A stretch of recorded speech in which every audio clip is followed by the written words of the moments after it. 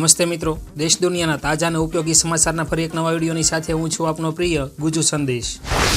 તો મિત્રો, સમાચારની શરૂઆતમાં જાણીએ મોટી જાહેરાત, ખેડૂતો હવે ટ્રેનો રોકશે।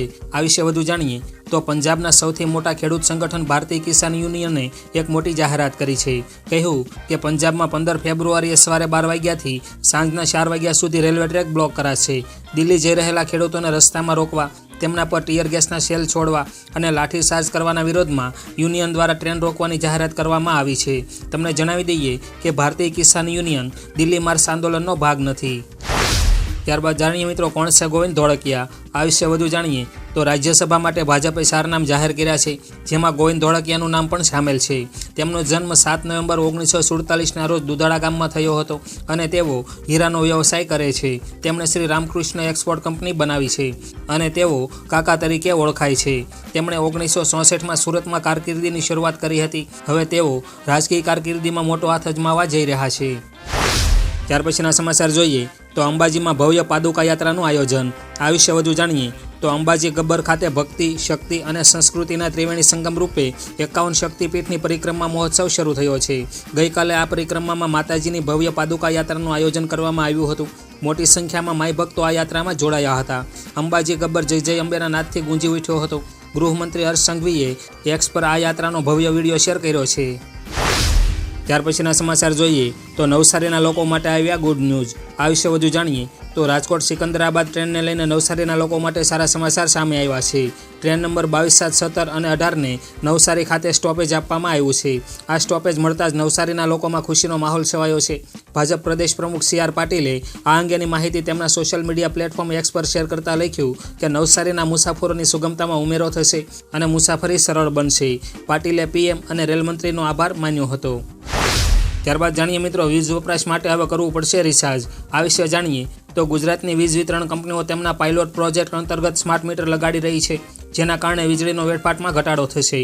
આ પ્રોજેક્ટ અંતર્ગત ગુજરાતમાં 2025ના અંત સુધીમાં 1.30 કરોડ વીજ જોડાણ ધારકોને સ્માર્ટ મીટર આપવાનો ટાર્ગેટ રખાયો છે। આ મીટર લગાવવા માટે વીજ ગ્રાહકે કોઈ ચાર્જ આપવાનો રહેશે નહીં। વીજળીનો ઉપયોગ કરવા માટે તમારે મોબાઈલની માફક રિચાર્જ કરવાનું રહેશે। ત્યાર પછીના સમાચાર જોઈએ તો મોદી જેવા લોકો ઇતિહાસ બદલી નાખે છે। આ વિશે વધુ જાણીએ તો અભિનેત્રી શિલ્પા શેટ્ટીએ PM નરેન્દ્ર મોદીને પત્ર લખીને રામ મંદિર બનાવવા બદલ તેમનો આભાર માન્યો છે। ભાજપે આ પત્ર એક્સ પર પોસ્ટ કર્યો છે। શેટ્ટીએ પત્રમાં લખ્યું, મોદીજી, કેટલાક લોકો ઇતિહાસ વાંચે છે તો કેટલાક લોકો ઇતિહાસમાંથી શીખે છે, પરંતુ તમારા જેવા લોકો ઇતિહાસ બદલી નાખે છે। તમે રામ જન્મભૂમિનો 500 વર્ષનો ઇતિહાસ બદલી નાખ્યો છે। તમારો હૃદયપૂર્વક આભાર। ત્યાર પછીના સમાચાર જોઈએ તો આ કારણે MIમાં બદલી કેપ્ટનશીપ। આ વિશે વધુ જાણીએ તો પૂર્વ દિગ્ગજ ક્રિકેટર સુનિલ ગાવસ્કરે કહ્યું, તેમની ટીમના ભવિષ્ય માટે મુંબઈ ઇન્ડિયન્સની કેપ્ટનશીપ બદલવામાં આવી છે। હાલમાં રોહિત શર્મા 36 વર્ષના છે। ભારત પાસે 3 ફોર્મેટમાં કેપ્ટનશીપ છે। તેના પરનો બોજ ઓછો કરવા માટે MIએ તેને કેપ્ટનશીપ પરથી હટાવી દીધા છે। હિટમેનને વધુ ફ્રી થઈને બેટિંગ કરવા મળે તે જરૂરી છે। તેમણે કહ્યું કે MIને આશા છે કે આ નિર્ણય ટીમ માટે ફાયદાકારક રહેશે। ત્યાર પછીના સમાચાર જાણીએ તો રાહુલ ગાંધીએ ખેડૂતો સાથે વાત કરી। આ વિશે વધુ જાણીએ તો દેશમાં ખેડૂતો તેમની માંગણીઓને લઈને આંદોલન શરૂ કર્યું છે। આંદોલનમાં 25,000થી વધુ ખેડૂતો જોડાયા છે। શંભુ બોર્ડર પર પોલીસ અને ખેડૂતો વચ્ચે થયેલા ઘર્ષણમાં ખેડૂતો ઇજાગ્રસ્ત થયા હતા, જેમની ખબર પૂછવા પંજાબ કોંગ્રેસના અધ્યક્ષ અમરિંદરસિંહ રાજપુરાની સરકારી હોસ્પિટલમાં પહોંચ્યા હતા। અહીં તેમણે ઇજાગ્રસ્ત ખેડૂતોની રાહુલ ગાંધી સાથે ફોન પર વાત કરાવી હતી। રાહુલે ખેડૂતોની ઇજાઓ વિશે ખબર અંતર પૂછ્યા હતા। ત્યાર પછીના સમાચાર જોઈએ તો મંજી દાદાના નિધન પર અમિત શાહે દુઃખ વ્યક્ત કર્યું। આ વિશે વધુ જાણીએ તો બગદાણાના ગુરુ આશ્રમના સંચાલક મંજી દાદાના નિધન બાદ કેન્દ્રીય ગૃહમંત્રી અમિત શાહે દુઃખ વ્યક્ત કર્યું હતું। તેમણે કહ્યું કે સૌરાષ્ટ્રની પાવનધરાના બગદાણા સ્થિત ગુરુ આશ્રમના પૂજ્ય મંજી દાદાના અવસાનના સમાચારથી અત્યંત વ્યથિત છું। નિસ્વાર્થ સેવા અને ભક્તિ થકી સમાજ સેવાની જ્યોતને ઝળહળતી રાખનાર મંજી દાદાનું યોગદાન આવનાર પેઢીઓ માટે પ્રેરણા સ્ત્રોત બની રહેશે। ત્યાર પછીના સમાચાર જોઈએ તો આંદોલનને લઈને કૃષિ મંત્રીએ કહ્યું, સામાન્ય લોકોને હેરાન ન કરો। આ વિશે વધુ જાણીએ તો ખેડૂતોના આંદોલન પર કેન્દ્રીય કૃષિ મંત્રી અર્જુન મુંડાએ કહ્યું, અમે ખેડૂતો સાથે સકારાત્મક રીતે ચર્ચા કરવા તૈયાર છીએ। અમારા તરફથી શક્ય તેટલો સમાધાનનો રસ્તો શોધી રહ્યા છીએ। ખેડૂત સંગઠનો એવી કોઈ પણ પરિસ્થિતિ ઊભી ન કરે જેનાથી સામાન્ય માણસ હેરાન થાય। સરકારને ખેડૂતોની ચિંતા છે, તેથી કોઈ પણ રાજનીતિથી ભ્રમિત ન થાઓ। ત્યાર પછીના સમાચાર જોઈએ તો સોનિયા ગાંધીએ ફોર્મ ભર્યું. આ વિશે વધુ જાણીએ તો કોંગ્રેસના પૂર્વ અધ્યક્ષ સોનિયા ગાંધીએ રાજસ્થાનની રાજ્યસભાની ચૂંટણી માટે ઉમેદવારીપત્ર ભર્યું છે. આ સમયે રાહુલ ગાંધી, રાજસ્થાન પૂર્વ સીએમ અશોક ગેહલોત, પ્રિયંકા ગાંધી અને ગોવિંદસિંહ ડોટાસરા સહિતના હાજર રહ્યા હતા. 27 ફેબ્રુઆરીના રોજ ચૂંટણી યોજાવાની છે. સમાચાર છે કે સોનિયા ગાંધી રાજ્યસભામાં જશે તો લોકસભાની ચૂંટણી નહીં લડે. તેમની રાયબરેલી સીટ પર પ્રિયંકા ગાંધી ઉમેદવાર બની શકે છે. ત્યારબાદ જાણીએ મિત્રો ઈ-કેવાયસી ફરજિયાત નહીં તો 2000નો હપ્તો બંધ. આ વિશે જાણીએ તો ખેડૂતોને ખાસ નોંધ લેવાલાયક સમાચાર સામે આવ્યા છે. જેમાં પીએમ કિસાન સન્માન નિધિ યોજનાનો લાભ લેવા માટે ખેડૂતે ફરજિયાત કેવાયસી કરવું પડશે. આ યોજના અંતર્ગત કેવાયસી નહીં કરેલ હોય તો 16મો હપ્તો મળશે નહીં. ગુજરાતમાં તમે સરકારી કચેરીઓમાં અને મોબાઈલ એપ્લિકેશન દ્વારા 21 ફેબ્રુઆરી સુધીમાં ઈ-કેવાયસી કરી શકશો. ઈ-કેવાયસી માટે જે તે ખાતાના અધિકારીને મળીને કરાવી શકો છો. ત્યાર પછીના સમાચાર જોઈએ તો ભાજપના રાજ્યસભાના 5 ઉમેદવાર જાહેર. આ વિશે વધુ જાણીએ તો ભાજપે રાજ્યસભા માટે વધુ કેટલાક ઉમેદવાર જાહેર કર્યા છે. મધ્યપ્રદેશમાંથી ઉમેદવાર ડોક્ટર એલ મુરુગન, ઉમેશનાથ મહારાજ, માયા નારોલિયા અને બંસીલાલ ગુર્જરને જાહેર કર્યા છે. જ્યારે ઓડિશામાંથી અશ્નવી વૈષ્ણવને ઉમેદવાર જાહેર કર્યા છે, જેઓ હાલ કેન્દ્ર સરકારમાં રેલવે મંત્રી પણ છે. ગુજરાતની 4 સીટ પર નામની રાહ જોવાઈ રહી છે. ચર્ચા છે કે ભાજપ મનસુખ માંડવિયા અને પુરુષોત્તમ રૂપાલાને રિપીટ નહીં કરે અને તમામ નવા ઉમેદવાર હશે. ત્યાર પછીના સમાચારની વાત કરીએ તો હાઈકોર્ટે 3 રાજ્યોને નોટિસ ફટકારી. આ વિશે વધુ જાણીએ તો રાજધાનીમાં ખેડૂત વિરોધ આંદોલન ચાલી રહ્યું છે. જેમાં 3 રાજ્યો દિલ્હી, પંજાબ અને હરિયાણાના રસ્તાઓ અને બોર્ડરો સીલ કરી દેવામાં આવ્યા હતા. જે અંગે હાઈકોર્ટમાં અરજી દાખલ કરવામાં આવી હતી. આ અરજીની સુનાવણી કરતા હાઈકોર્ટે હાલમાં કેન્દ્ર સરકાર, પંજાબ, હરિયાણા અને દિલ્હીની સરકારોને નોટિસ ફટકારી છે. જોકે હવે આંદોલન ધીરે ધીરે દેશભરમાં સક્રિય થઈ રહ્યું છે. ત્યાર પછીના સમાચાર જોઈએ તો ગુજરાતમાં વરસાદની આગાહી. આ વિશે વધુ જાણીએ તો પડોશી રાજ્ય મધ્યપ્રદેશના હવામાનમાં પલટો આવ્યો છે. મધ્યપ્રદેશના ઘણા વિસ્તારોમાં ભારે વરસાદની સાથે કરા પણ પડ્યા છે. જેને પગલે હવામાન વિભાગે ગુજરાતમાં સાયક્લોનિક સર્ક્યુલેશન સિસ્ટમ સક્રિય થઈ હોવાની માહિતી આપી છે. જેના પગલે આગામી થોડા દિવસ વાદળછાયું વાતાવરણ રહેશે તેમજ માવઠું થવાની આગાહી પણ કરવામાં આવી છે. જણાવી દઈએ કે એમપીના કેટલાક વિસ્તારોમાં ભારે વરસાદના કારણે તેની અસર ગુજરાતમાં પણ વર્તાઈ શકે છે.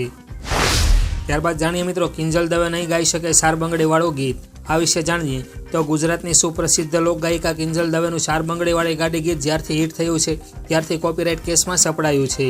સમગ્ર મામલો કોર્ટમાં ગયો હતો. અગાઉ સિવિલ કોર્ટે કિંજલ દવેને રાહત આપતા ગીત ગાવાની મંજૂરી આપી હતી. અરજદારે સિવિલ કોર્ટના ચુકાદાને હાઈકોર્ટમાં પડકાર્યો હતો. બાદમાં હાઈકોર્ટે તેની અરજી માન્ય રાખી કિંજલ દવેને ચાર બંગડીવાળી ગાડી ગીત ગાવા પર સ્ટે મૂક્યો છે. ત્યાર પછીના સમાચાર જોઈએ તો કોર્ટે અભિનેત્રીની ધરપકડ કરવાનો આદેશ આપ્યો. આ વિશે વધુ જાણીએ તો યુપીની રામપુર કોર્ટે ફિલ્મ અભિનેત્રી અને પૂર્વ સાંસદ જયાપ્રદાની તાત્કાલિક ધરપકડ કરવાનો આદેશ જારી કર્યો છે. 2019માં જયાપ્રદા વિરુદ્ધ ચૂંટણી નિયમોનું ઉલ્લંઘન કરવા બદલ 2 કેસ નોંધવામાં આવ્યા હતા. 7મી વખત બિનજામીનપાત્ર વોરંટ જાહેર થયા બાદ પણ તેઓ સુનાવણી માટે સોમવારે હાજર રહ્યા ન હતા. આ અગાઉ પણ ચેન્નઈની કોર્ટે અભિનેત્રીને એક કેસમાં 6 મહિનાની જેલ અને 5,000નો દંડ ફટકાર્યો હતો. ત્યારબાદ જાણીએ ભારત બંધનું એલાન. આ વિશે વધુ જાણીએ તો સંયુક્ત કિસાન મોરચાએ મોદી સરકારની ખેડૂત અને મજૂર વિરોધી નીતિઓના વિરોધમાં આ મહિનાની 16 તારીખે ગ્રામીણ ભારત બંધનું આહવાન કર્યું છે.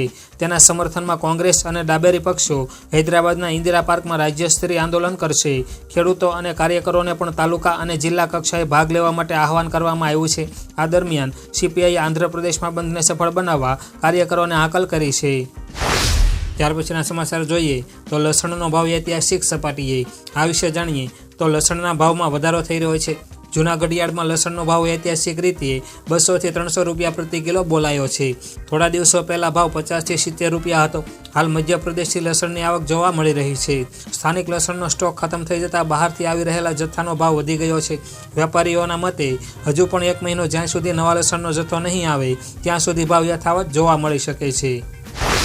ત્યાર પછીના સમાચાર જોઈએ તો બનાવટી સોફ્ટવેરથી કૌભાંડ કર્યો. આ વિશે વધુ જાણીએ તો પંચમહાલના ગોધરામાં બનાવટી સોફ્ટવેરના આધારે રાશન કાર્ડ ધારકોનું અનાજ લઈ કૌભાંડ થયો છે. જેમાં 4 મૃત રાશન કાર્ડ ધારકોના ફિંગરપ્રિન્ટ સેવ રાખીને તેનું અનાજ લેવાયું છે. સહકારી મંડળીની સસ્તા અનાજની દુકાનના સંચાલક તેમજ સ્ટાફે NSSA યોજના અંતર્ગત વિતરણ કરાતા અનાજના જથ્થાની માહિતી રાખતા સરકારી સોફ્ટવેર જેવું જ અન્ય સોફ્ટવેર તૈયાર કર્યું અને તેઓ 3 વર્ષથી અનાજ લેતા હતા. હાલ સંચાલક સહિત 4 ઇસમો સામે ગુનો નોંધાયો છે. ત્યાર પછીના સમાચાર જોઈએ તો પીએમ મોદીના ભાષણને એડિટ કરીને વાયરલ કરનાર વ્યક્તિ ઝડપાયો. આ વિશે વધુ જાણીએ તો અમદાવાદ સાયબર સેલે પીએમ મોદીના ભાષણને એડિટ કરીને વાયરલ કરનાર વ્યક્તિને પકડી લીધો છે. સંસદની અંદર આરક્ષણને લઈને પીએમ મોદીનું ભાષણ હતું, જેને એડિટ કરીને સોશિયલ મીડિયા પર વાયરલ કરવામાં આવ્યું હતું. આ કામ પાછળ સરકારની છબી ખરાબ કરવાનો પ્રયાસ હતો. એડિટેડ વિડીયો પાછળ રાજકીય લાભ લેવાનો ઈરાદો સામે આવ્યા બાદ ફરિયાદ નોંધાઈ હતી અને મહેન્દ્ર નામના વ્યક્તિની ધરપકડ થઈ છે. ત્યારબાદ જાણીએ યુએઈમાં પીએમ મોદીની ગેરંટી. આ વિશે વધુ જાણીએ તો પીએમ મોદીએ યુએઈમાં કહ્યું કે ભારત 11મા નંબરથી બીજા નંબરની અર્થવ્યવસ્થા બન્યું છે. આ વિશ્વાસના આધારે જ મોદીએ એક ગેરંટી પણ આપી છે. તમે મોદીની ગેરંટી જાણો છો? મોદીએ તેમના ત્રીજા કાર્યકાળમાં ભારતને ત્રીજા નંબરની સૌથી મોટી ઇકોનોમી બનાવવાની ગેરંટી આપી છે. અને મોદીની ગેરંટી એટલે ગેરંટી પૂરી થવાની ગેરંટી. અમે 4 કરોડથી વધુ પરિવારોને કાયમી મકાનો આપ્યા છે અને 10 કરોડથી વધુ પરિવારોને નલ સે જલના કનેક્શન આપ્યા છે. ત્યારબાદ જાણીએ મિત્રો દલિત વરરાજાને ઘોડી પરથી ઉતાર્યો. આ વિશે વધુ જાણીએ તો ગાંધીનગરના ચડાસણ ગામે 4 વ્યક્તિઓએ દલિત વરરાજાને અપશબ્દો બોલી ઘોડી પરથી નીચે ઉતાર્યો અને ધમકી આપી હતી. આ વ્યક્તિઓએ કહ્યું કે અમારા ગામના રિવાજ તમને ખબર નથી. સાથે ઘોડી અને ડીજે વગાડનાર લોકોને ગામમાંથી ભગાડવામાં આવ્યા હતા. આ ઘટનાને લઈ 4 વ્યક્તિઓ સામે પોલીસ ફરિયાદ નોંધાઈ છે અને આ ઘટનાનો વિડીયો સામે આવ્યો છે, જેમાં કેટલાક વ્યક્તિઓ અપશબ્દો બોલતા જોવા મળે છે. તો મિત્રો આજના સમાચારના આજના વિડીયોમાં બસ આટલું જ. આપને વિડીયો પસંદ આવ્યો હોય તો વિડીયોને લાઇક કરજો, વિડીયોને શેર કરજો અને ગુજુ સંદેશ ચેનલ પર નવા હો તો ચેનલને સબસ્ક્રાઈબ કરી ચેનલ સાથે જોડાઈ જજો, જેથી આ ચેનલ પરથી આવતા તાજા અને ઉપયોગી સમાચારના વિડીયોની અપડેટ આપને સમયસર અને સૌથી પહેલાં મળતી રહે. તેમજ આપના કંઈ પ્રશ્નો અથવા તો સૂચનો હોય તો કોમેન્ટ બોક્સમાં કોમેન્ટ કરીને જરૂરથી જણાવજો. તો મિત્રો આજના આ વિડીયોમાં બસ આટલું જ. ફરી મળીશું નવા વિડીયોમાં નવા સમાચાર સાથે. તો ત્યાં સુધી રજા લઈએ. આવજો.